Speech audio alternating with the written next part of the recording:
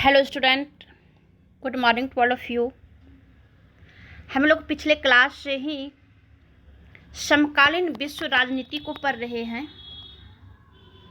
समकालीन विश्व राजनीति ये 12 क्लास का बुक है और इसमें कई चैप्टर्स हैं, जिसमें कि 3 चैप्टर्स हम लोग पढ़ चुके हैं। शीत युद्ध का दौर, दो ध्रुवीयता का अंत, समकालीन विश्व में अमेरिकी वर्चस्व। चौथा जो चैप्टर्स है, सत्ता के वैकल्पिक केंद्र, यानी जो रूलिंग पार्टी है, जो रूलिंग है, ये जो शक्तिशाली देश है, उसका कुछ वैकल्पिक और कुछ केंद्र है या नहीं है। तो पार्ट 4 को हम पहले भी एक क्लास पढ़ चुके हैं, जिसमें कि यूरोपीय संघ आया और कुछ शक्तिशाली देश अमेरिका के बारे में जाने। जो शक्तिशाली है, जो शक्तिशाली देश रहा है जैसे अमेरिका, तो इसका भी कुछ वैकल्पिक केंद्र है, जिसमें कि एक यूरोपीय संघ को पढ़ा हम लोग। दूसरा आता है आसियान। ये आसियान जो है, एक मिनट, दूसरा आता है आसियान, जिसे कि दक्षिण पूर्व एशियाई राष्ट्रों का संगठन कहते हैं। जानते हैं कि अगस्त 1967 में, यानी 1967 में इस क्षेत्र के 5 देश, जिसमें कि Indonesia, Malaysia, Philippines, Singapore, Thailand ने बैंकॉक घोषणा पत्र पर हस्ताक्षर करके आसियान की स्थापना किया था। आसियान एक संगठन है, एक ऑर्गेनाइजेशन है, जो दक्षिण पूर्व एशियाई राष्ट्रों का संगठन है। बाद में Brunei, Darussalam, Vietnam, Laos, Myanmar, Cambodia को जो है शामिल किया गया और इसकी सदस्य संख्या हो गई कितना, 10। अब जानते हैं कि आसियान का उद्देश्य क्या रहा है, किस उद्देश्य को लेकर के यह जो है संगठन अस्तित्व में आया, क्यों आया। इसका जो पहला उद्देश्य है कि सदस्य देशों के आर्थिक विकास को तेज करना। जितने भी इसके अंतर्गत देश है, जैसे Indonesia, Malaysia, Philippines, Singapore, Thailand, और फिर बाद में 5 देश जो जुड़ा, Brunei, Darussalam, Vietnam, Laos, Myanmar, Cambodia, इन सारे देशों के आर्थिक विकास को तेज करना था। इसके द्वारा सामाजिक और सांस्कृतिक विकास को हासिल करना था। तीसरा है कि कानून के शासन और जो यूएनओ है, यूएनओ के नियमों का पालन करके क्षेत्रीय शांति और स्थायित्व को बढ़ावा देना था। ये आसियान का उद्देश्य रहा है। इसका शैली क्या रहा है, आसियान की क्या शैली है। ये अनौपचारिक है, ये टकराव रहित है, ये सहयोगात्मक है। मेल मिलाप का नया उदाहरण पेश करके आसियान ने काफ़ी यश कमाया है। इसे ही आसियान की शैली कहा है।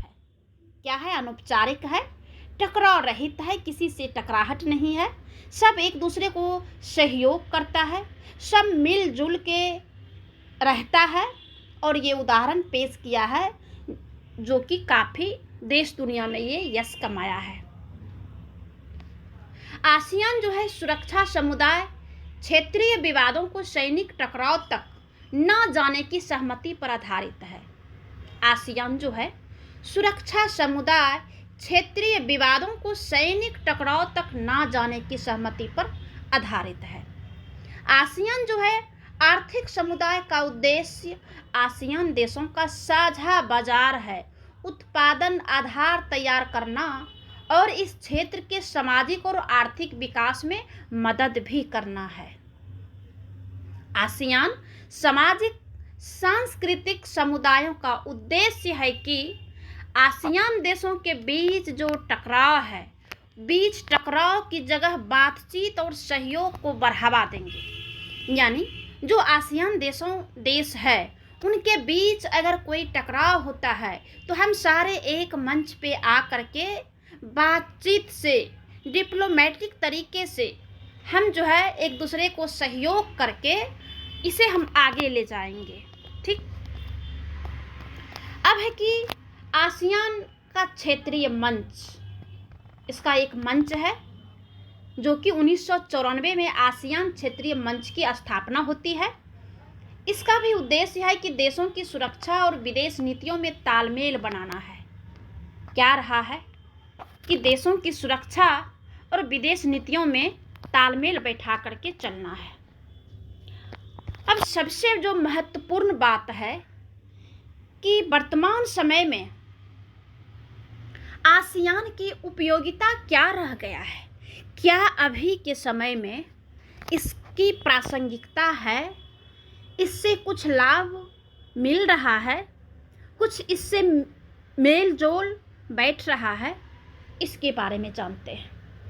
आसियान की मौजूदा आर्थिक शक्ति खास तौर से भारत और चीन जैसे तेजी से विकसित होने वाले एशियाई देशों के साथ व्यापार और निवेश के मामले में प्रदर्शित होती रहती है। दूसरा है कि आसियान ने निवेश यानी इनपुट, श्रम, सेवाओं के मामले में जो ओपन जो बाजार है, मुक्त व्यापार क्षेत्र है, वो भी बनाने पर भी ध्यान दिया है। आसियान जो निवेश करता है उसमें श्रम और सेवाओं के मामले में मुक्त व्यापार क्षेत्र बनाने पर भी ध्यान दिया है। तीसरा है कि अमेरिका तथा चीन ने भी मुक्त व्यापार क्षेत्र बनाने में रुचि दिखाई है। ये भी रुचि दिखाई है, अमेरिका और चीन ने भी मुक्त व्यापार क्षेत्र बनाने में रुचि दिखाई। चौथा है कि 1991 के बाद भारत ने पूरब की ओर देखो की नीति अपनाई, जो कि आसियान के जो देश है वो पूरब की ओर है। तो भारत ने 1991 के बाद से पूरब की ओर जो नीति अपनाई, उससे जो है भारत ने आसियान के 2 सदस्य देशों जिसमें कि सिंगापुर और थाईलैंड के साथ मुक्त व्यापार का समझौता भी किया। भारत आसियान के साथ भी मुक्त व्यापार संधि करने का प्रयास कर रहा है। आसियान की असली ताकत अपने सदस्य देशों, सहभागी सदस्यों और बाकी गैर क्षेत्रीय संगठनों के बीच निरंतर संवाद जो है, परामर्श करने का नीति जो है अपनाता है। आसियान का जो असली ताकत है वो अपने सदस्य देशों के साथ सहभागी है, कोऑपरेशन है। दूसरा है कि गैर क्षेत्रीय संगठन, जो गैर क्षेत्रीय संगठन है उसके बीच वाद विवाद निरंतर संवाद करते रहता है। तो आसियान का जो है वर्तमान में प्रासंगिकता है, ऐसा है। ठीक है। आगे है जो 8वां है कि यह एशिया का एकमात्र ऐसा संगठन है जो एशियाई देशों और विश्व शक्तियों को राजनीतिक और सुरक्षा मामलों पर चर्चा के लिए मंच उपलब्ध कराता है। और हाल ही में भारतीय प्रधानमंत्री ने आसियान देशों की यात्रा की और विभिन्न क्षेत्रों में सहयोग बढ़ाने पर समझौते भी किए तथा पूर्व की ओर देखो नीति के स्थान पर पूर्वोत्तर कार्य नीति यानी एक्ट ईस्ट पॉलिसी की संकल्पना प्रस्तुत की। इसी के अंतर्गत वर्ष 1918 के गणतंत्र दिवस समारोह में आसियान देशों के राष्ट्र अध्यक्षों को मुख्य अतिथि के रूप में आमंत्रित भी किया था। हम लोग देखे भी थे। ठीक है।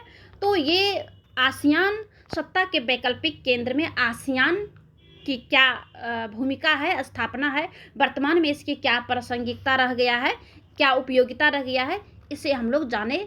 आगे जो है चीन के बारे में जानेंगे, जो कि सत्ता के वैकल्पिक केंद्र के अंतर्गत ही आता है। चीन का क्या पॉलिसी रहा है, चीन अदर देशों पर क्या प्रभाव छोड़ा है, उसका कितना प्रभाव रहा है, इन सारी बातों को जानेंगे।